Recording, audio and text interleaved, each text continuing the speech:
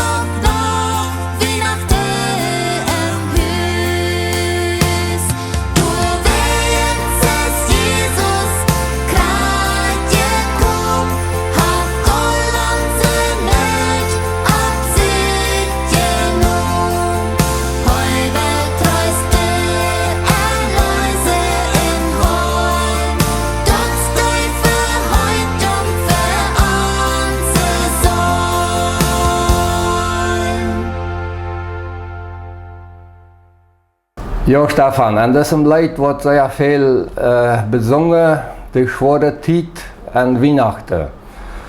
Krankheit, Zank an Familien oder Sterbenfälle oder vielleicht auch zurück in so eine Sache. Wo gehen wir an dieser Weihnachtszeit mit so einem schweren an? Ja, ich glaube, die Weihnachtszeit will immer eine schwere Zeit, eine Wertlichkeit. Einerseits ist es eine schöne Zeit, wie früher als Gott auf diese Welt gekommen ist. Und andererseits wird dort immer auch eine sehr, sehr schwere Zeit. Wenn wir denken an die Zeit, wo Jesus geboren war, das wird eine extrem schwere Zeit. Die Römer haben Israel eingenommen, die haben das vernichtet. Viele Menschen die wussten nicht, wie sie über den Tag kommen sollen. So knapp wird das. Menschen waren schikaniert, Menschen waren angebracht, so ist der Römer dort gefallen. Und das wird eine extrem schwere Zeit. Viele Menschen die haben sich dann in der Römer stahlt und versucht und zu bekämpfen und war da angebracht. Und so hat wir eine extrem schwere Zeit, wo Jesus geboren war. Und ich denke immer, Gott hat sich gerade so eine schwere Zeit ausgesagt, am Sehen sehen, ob diese Welt zu schätzen. Um uns einfach zu wissen, als die Menschen durch diese schwere Zeit und gerade besonders Stoff für sie gekommen. Sodass wir noch niemals eine Zeit, wo man bloß einen Weihnachtsbaum sorgt, ein Geschenke auspackt, eine Familienfest da hat, ein schön Essen, ein Trinken, sondern eine Wirklichkeit, das erste Mal, wo Jesus auf diese Erde kommt, das wir eine extrem schwere Zeit. Und ich denke immer, das hilft ja uns sehr viel Hoffnung, zu wissen, wir sind in dieser schweren Zeit nicht allein. Das kriegt in dieser schweren Weg, wo Gott mit uns ist. Wir sehen das Volk nicht, wir sehen nicht, wo es Gott hier mit uns mit. Viele Menschen dann haben das auch nicht gemacht. Wie ein Kind irgendwo in einem Stall geboren, was hat hier, ja? Ich meine, 10 Jahre waren irgendwann mal geboren. Und was hat das nun für uns zu bedienen? Was hilft uns das überhaupt? Ja, wenn da eine Besatzungsmacht ist, ist der Römer, und da wird ein Kind geboren, ja? Was verändert das all viel? Und erst, wenn man tritt, dann meint man, ah Gott, er ist in dieser schweren Zeit auch mit uns gewesen. Wie hat das bloß nicht gesehen?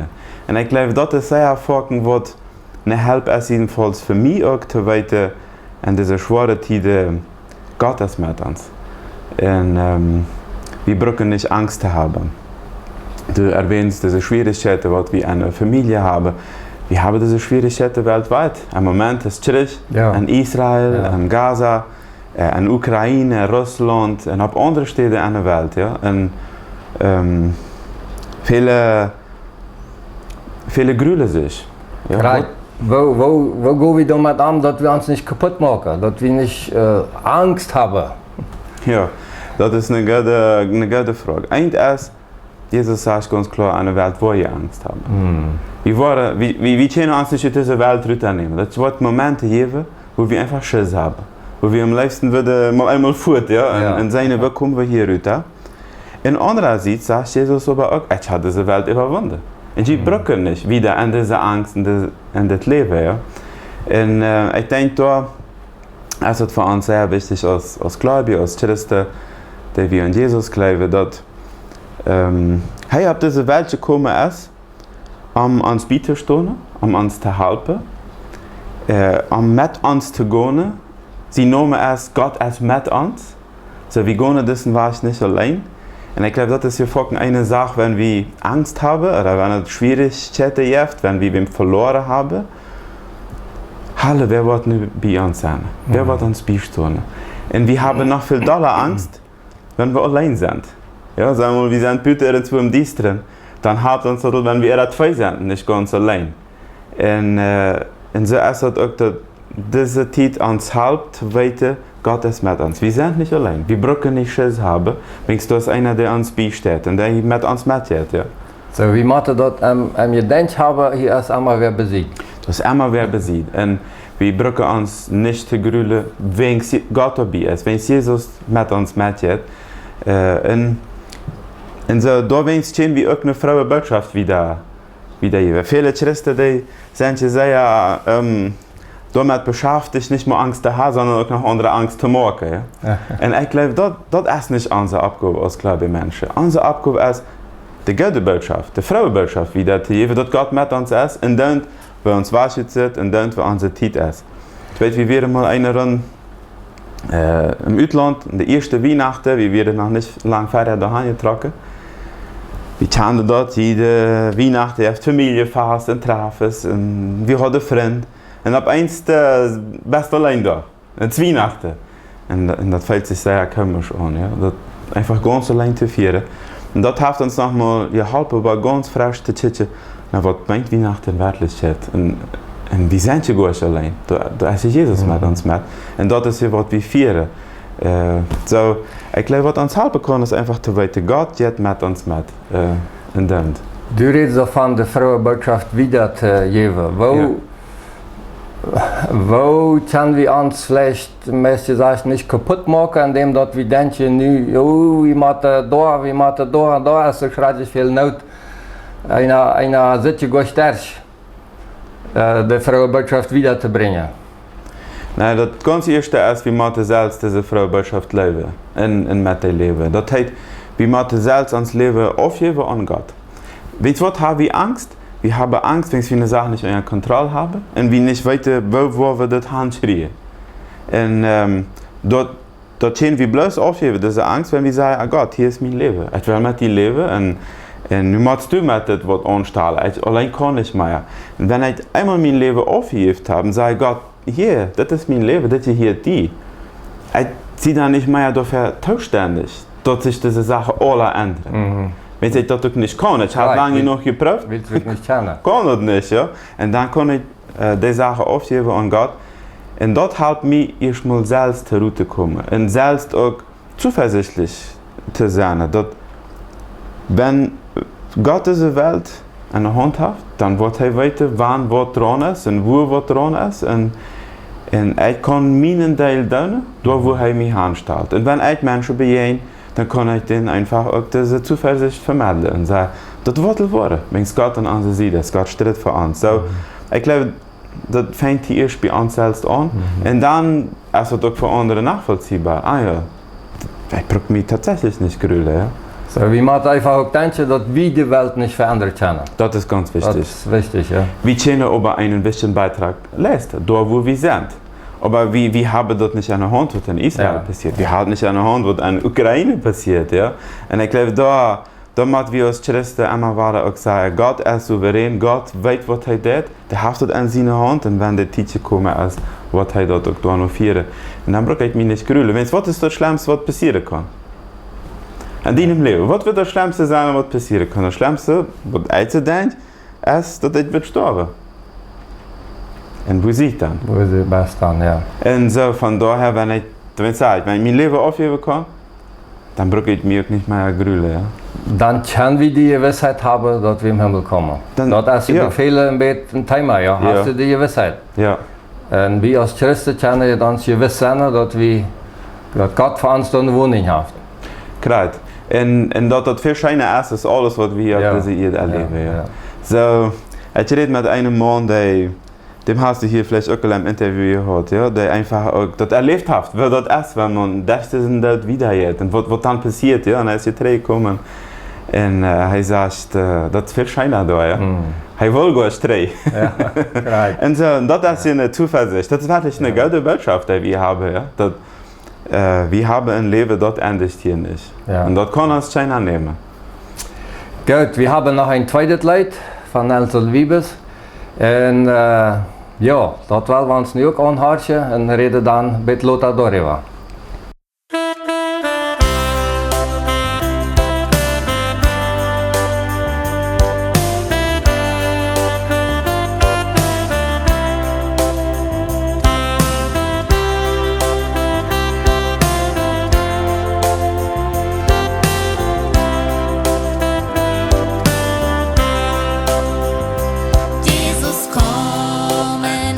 Stolte Welt, brachte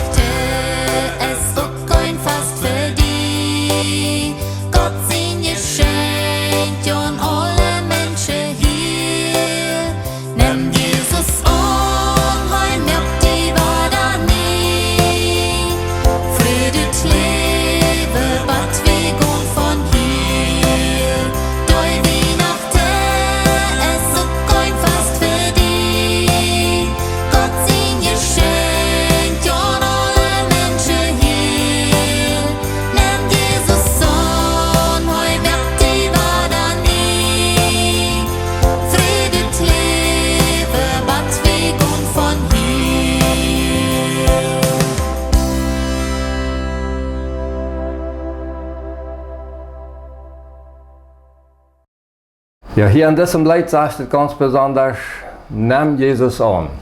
Das würden wir vielleicht die anreden, was Jesus noch nicht angenommen haben. Kannst du ein bisschen darüber vertellen? Jesus sagt, wie wir frische Boeren worden.